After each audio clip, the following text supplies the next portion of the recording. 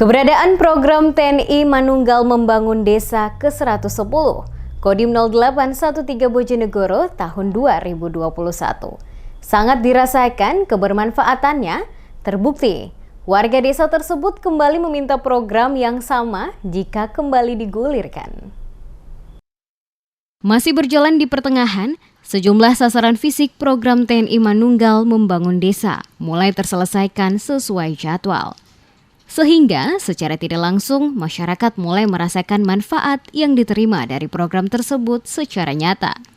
Juri, salah satu perangkat desa Jatimulyo, ditemui di sela-sela kegiatan kerja bakti bersama anggota Satgas Jumat pagi berharap program TMMD ke depan kembali bisa digulirkan kembali di desanya.